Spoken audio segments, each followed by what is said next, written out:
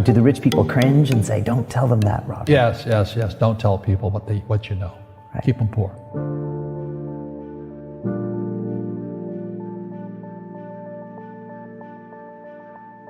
The moment I pay you, you think like an employee. The moment you accept the paycheck, your brain goes dead. That's the trap.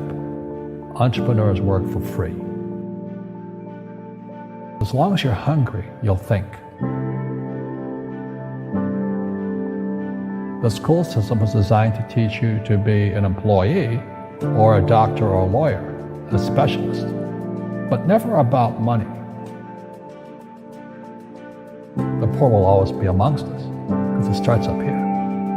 It's in their words, and the words become flesh. But when they say, I can't afford it or I can't do that, they go down. They become what they say. And I meet so many people, I can't afford it. You think I'm made of money? My PhD dad, he says, what do you think I am, made of money? I can't afford that. And my rich dad would say, that's why he's poor. Poor people say, I can't afford it, I can't do that, I don't have time. Because it's an escape. It's an escape, you know what I mean? It's easy to say, I can't afford it. Oh, I'm too tired. Oh, I can't go to the gym. When you could go to the gym. No, I can't. Truth is, I'm just too lazy to go to the gym. And your rich dad used to say what instead of, I can't afford it? How can I afford it? How can I do that? A question opens the mind, a statement closes the mind. See, when you say, I can't afford it, your mind shuts down, and you become what you say. People right now who are sitting at home, who are struggling financially or worried about money or unhappy, they may be making a lot of money, but unhappy with what they're doing. It was probably taught to you. Your superego was taught, get a job, work hard, or you'll never be rich, or the rich are evil, or whatever. Poverty is passed on. It's taught in your families. And middle class is taught in families. And until you change your mindset, Correct. Money won't help you, right? Correct. And we see that with people that win the lottery, people that make more money, they still have the same problem. Right. Because they have that poor man's soul. Right. If you're poor, you'll always be poor. That's really hard for people to understand. Yeah, the money will disappear that fast. Just like most pro athletes, they make millions of dollars, and 65% are bankrupt 5 years later. It's because they come from poor families. But unfortunately, what Mr. Lipton was saying, it's passed down genetically. That's the frightening thing.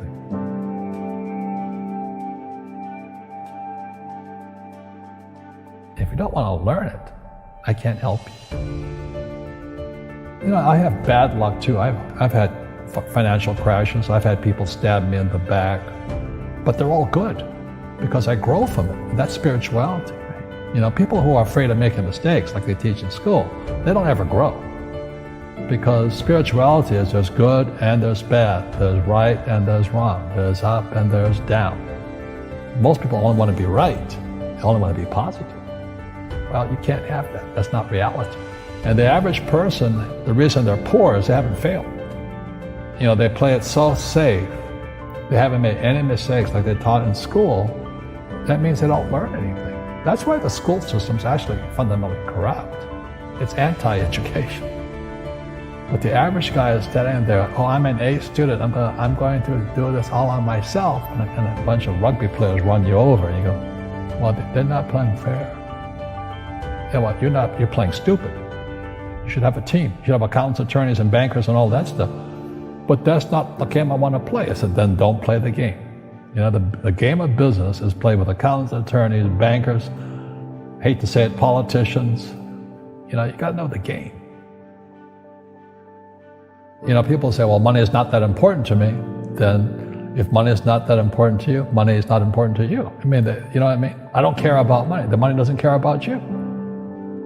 The word does become flesh. Oh, I'll never be rich. Or the favorite one is the rich are greedy. It's the poor that are greedy. If you think about it, because to be rich, you have to give something.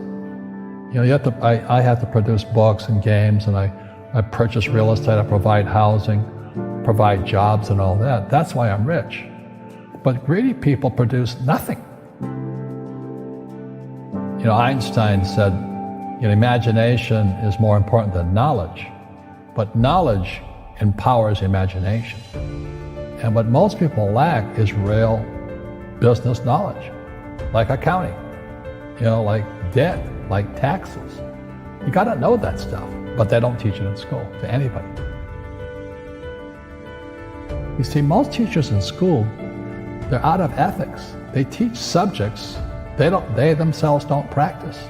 Because I understood what a fake teacher is. A fake teacher is somebody who just wants a job and they'll teach anything.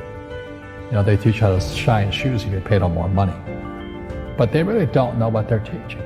In life, one of the things I suggest to people, you got to find a real teacher versus a fake teacher. And a fake teacher is somebody who doesn't do what they teach. And a real teacher is doing what they teach every day. Our school systems are making our students weaker. So in school, they have these things called now trigger effects. So you can't, as a teacher, you can't say anything that might upset the student.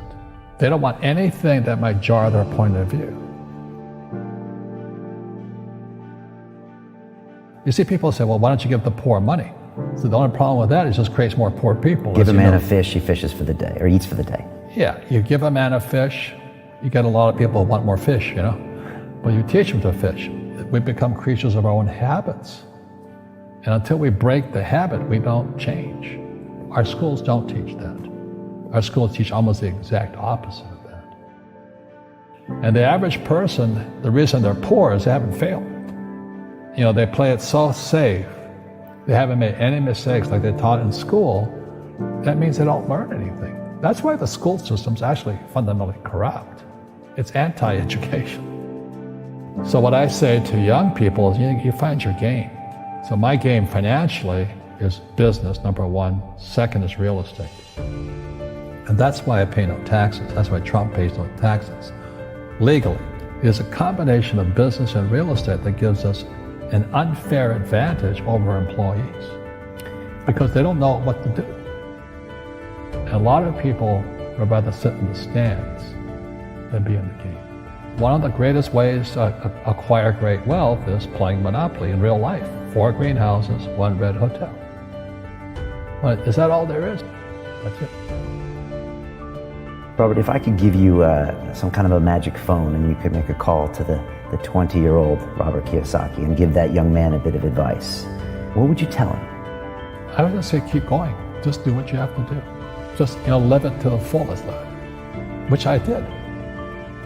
Nothing I ever did made sense. Could you imagine quitting a $120,000 a year job for $200 a month to go fight in Vietnam and almost die? It didn't make sense, but it was the best decision I made at that time.